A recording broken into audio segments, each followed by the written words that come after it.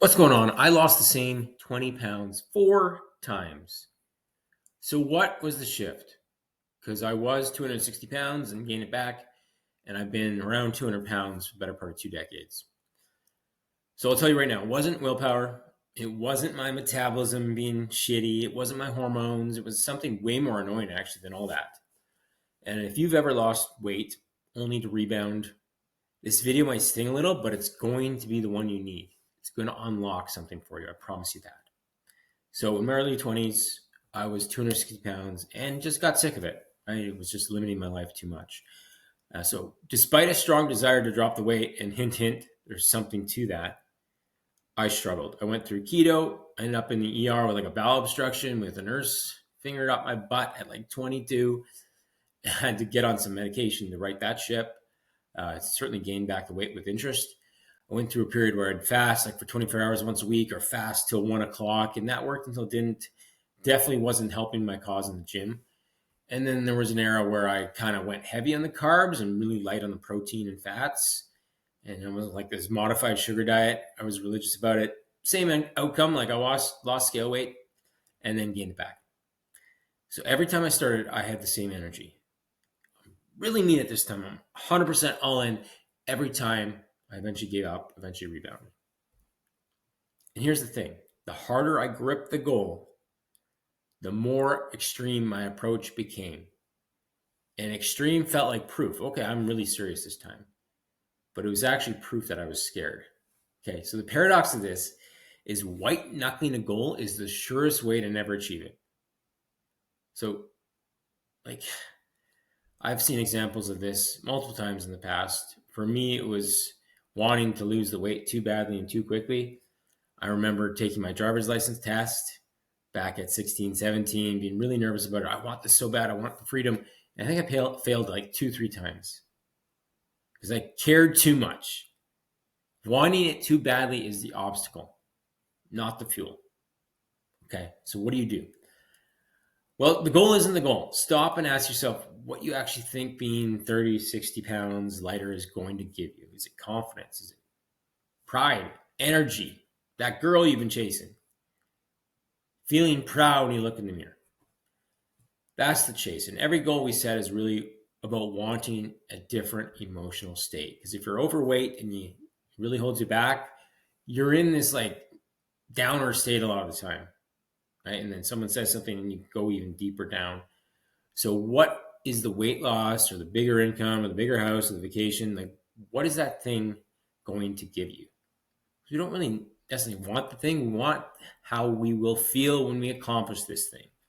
And the cruel joke is hitting the goal doesn't actually create a lasting change in that state because there's always another mountain peak past that mountain peak. And ask anyone who's finally hit their number on the scale, felt great for about a few days before you went looking for the next thing to chase, the next body composition goal. So if the goal isn't really the goal, what do?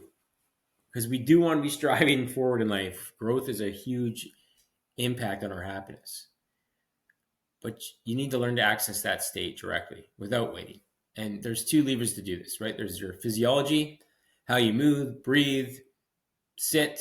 You go for a 20-minute walk to get out of a foul mood, changes your state. Physiology. You lift heavy weights, changes your state. So the quickest way out of a downer state is to move your physical body. Part 2, though, is your focus. So what you're paying attention to, the story you're telling about it. 2 parents can lose the same job on the same day. One sees a crisis, one sees maybe a doorway to a better opportunity. Same event, different state. Okay. So you don't need to wait for your body to get to where you want it to go to feel like that person. Because you need to act like that person today to get that end result anyway. So I talk about the big 5 habits. It's a state management system. Eating the right amount of calories from whole foods, getting enough protein, drinking your water, sleeping, lifting weights, walking.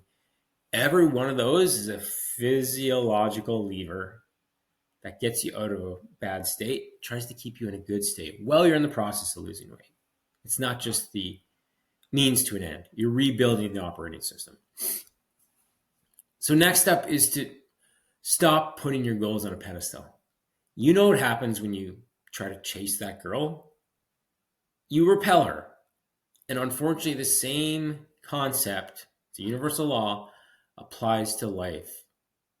Okay. Getting in shape would be great.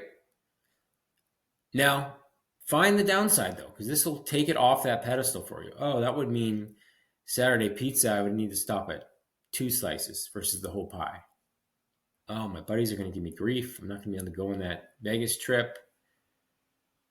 Maybe your wife will feel weird about the new you and get jealous, whatever the case may be. Try to kind of narrow it down to, okay, well, there are some costs to this. It's not just a 100% benefit game. Because most of you can't drop the grip. You're addicted to the fantasy version of what that'll do for you. But the real version has work. If you want to have a 7-figure business, there are trade-offs to that. There are bigger problems the bigger the business gets. And yes, there are plenty of benefits. That risk to reward, that cost to benefit analysis should be done in your head. You'll actually take the edge off accomplishing this goal because you know it's not going to be easy. Now, last but not least, willingness beats wanting. Wanting is desperation. People can smell it on you when I have to make this sale, or I have to lose these 20 pounds, or I definitely need this girlfriend today. That doesn't work. But willingness is different. Willingness is certainty. Of course I'll get this goal eventually. That's just who I am. I know I can follow through. It's a different impact on your nervous system, ultimately a different result, because you're not chasing, you're attracting. All right. The members we see who win aren't like overly excited, like this is going to change my life on day one. They're calm, they're collected. Fitness is just a part of who they are, and that's the identity that they've crafted, and they're ready. Okay. So last but not least is to kind of visualize the new you and what the benefits of that will be. Okay. So maybe you're at a lake party and you're shirtless and you're finally not getting jabs about your belly, right? The bike ride with your kids where you can keep up. Very visual representation of what the work's going to lead to, the outcome you want. Okay. Because if you don't know where you're headed, you're already there. Vision is a big part of this process. Then you need an action plan. Then you need accountability and follow through, right? But to summarize this, don't get caught in the crab in the bucket mentality. I live in a city that's a bit small-minded, for lack of a better word. Winnipeg's just kind of, not everyone, but certainly you can get around the wrong people pretty easily. And if you're the one that tears people down online, gets in the comments and trolls, ultimately that's going to reflect in your lack of success. When you cheer on others, you get what's yours as well. I'm a big believer in that. When you compare and you live in jealousy, it's unlikely you're going to succeed in that state. Okay. All right. So finally, the whole reason you want to get lean in the first place is to be confident, calm, have the energy, be proud of yourself. And here's the trick most people miss their whole life. You can feel that way today. When you follow the big 5 I talk about, when you drink your water, you get your walks in, you lift weights, you sleep and prioritize that aspect of your life, and you tell a better story about who you are, the body will catch up because your state will be a lot more optimized than it is if you're just, I want to lose 20 pounds. I'm so frustrated. Why can't I just do this? Okay. You need a new relationship with that goal. Okay. So links below if you need help getting started. But ultimately, to summarize this whole thing, is to change your state today, not waiting for some far off goal to be accomplished before you do.